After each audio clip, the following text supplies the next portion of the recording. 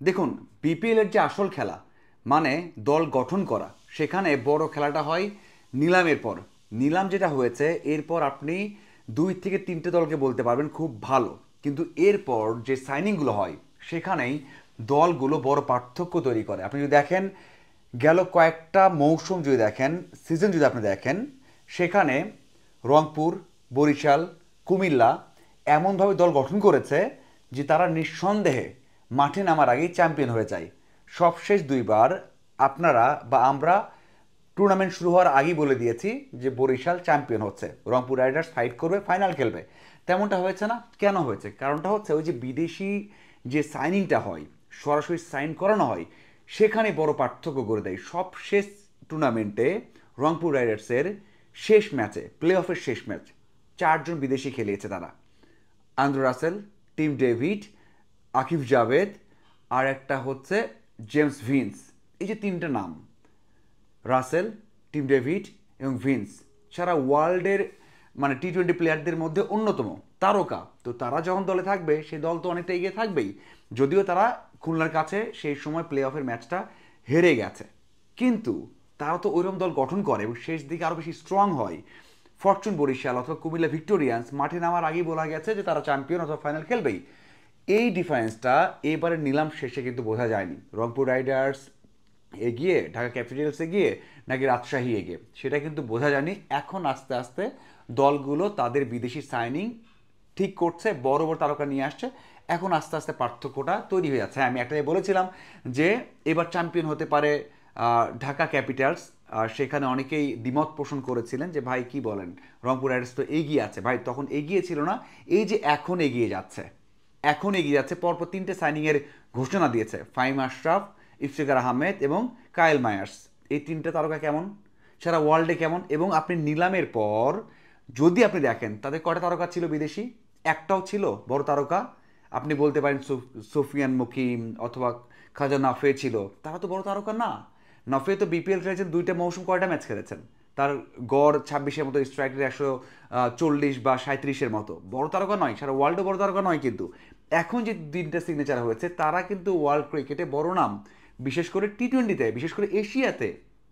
এটাই হচ্ছে ডিফারেন্স, এটাই ডিফারেন্স। আগে যে দলটা ছিল সেখানে আপনি দেখেন সোহান, মুস্তাফিজ, নাফে, সুফিয়ান, লিটন, তাওহিদ হৃদয়, রানা, রাকিবুল, অ্যালিস, মৃত্যুঞ্জয়, নাইম হাসান, মেহেদি হাসান সোহাগ, মাহমুদুল্লাহ, হালিম, এমি অ্যামিলো গে অ্যামিলিও গে এবং মোহাম্মদ আখলাস। কয়টা তারকা আছে এখানে? দেশি তারকাদের মধ্যে আপনি বলতে পারেন মুস্তাফিজ ছাড়া সবাই কি পারফর্ম রেগুলার করবেন? করবেন না, করবেন না। তারপরেও আমরা বলেছি যে ভালো টিম, কারণ দেশি অনেক তারকা আছে, বিদেশিরাও ভালো করতে পারে। কিন্তু আসল ডিফারেন্সটা এখন মেক করছে, এখন মেক করছে 3টা প্লেয়ার, সে 3টাই কিন্তু 11-এ খেলবে তারা অ্যাভেলেবেল থাকলে, এবং এই 3জনই পুরো ম্যাচের সিনারিও চেঞ্জ করে দিবে। আপনি দেখেন অন্য দলগুলো ঢাকাতে অথবা রাজশাহীতে দেখেন, এই 3জন জয়েন করার পর দেখেন এবং এই 3জনকে বাদ দিয়ে দেখেন, তাহলে আপনি নিশ্চিত হয়ে যাবেন যে আসলে রংপুর রাইডার্স এই যে এখন তাদেরকে অন্য পর্যায়ে নিয়ে যাচ্ছে, যেটা আগে তারা নিলামে করেনি।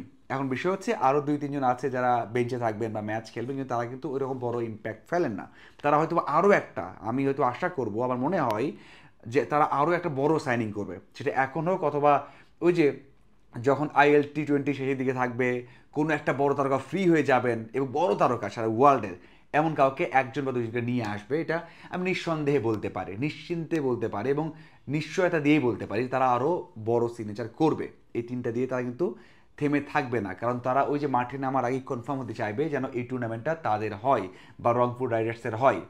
এটা ভালো, অনেক বড় বড় তারকা আসবে, বাংলাদেশ প্রিমিয়ার লিগ জমবে এবং এটা সারা ওয়ার্ল্ডে আরও বেশি ফোকাসড হবে। যত বেশি তারকা আসবে, বড় তারকা আসবে, খেলা ভালো হবে এবং সেটা সারা ওয়ার্ল্ডের জন্য এই বিপিএলটা কিন্তু চোখের সামনে আসবে। এইটাই হচ্ছে ডিফারেন্স। আপনারা যারা বলেছেন যে আগেই স্ট্রং ছিল, তেমনটা নয়, আগে ভালো ছিল। সাথে হচ্ছে রংপুর রাইডার্সের একটা কালচার আছে, প্র্যাকটিস ফ্যাসিলিটিস আলাদা এবং সব থেকে আলাদা, তারা প্রফেশনালিজমটা খুব ভালো।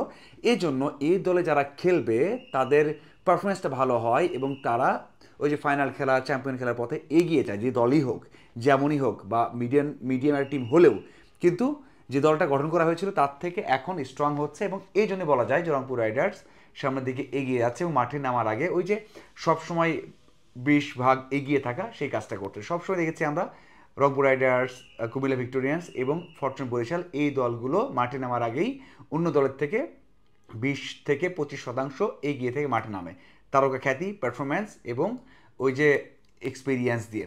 আপনার কি মনে হয় যে এখন যে দলটা গঠন করছে এবং কিছুদিন আগে নিলামের সময় যে দলটা ছিল কতটা ডিফারেন্স দেখা যায়, এবং আপনার কি মনে হয় যে আরও দুই একটা বড় সাইনিং আমরা দেখতে পারবো কিনা? অবশ্যই জানাবেন। ধন্যবাদ সবাইকে সাথে থাকার জন্য।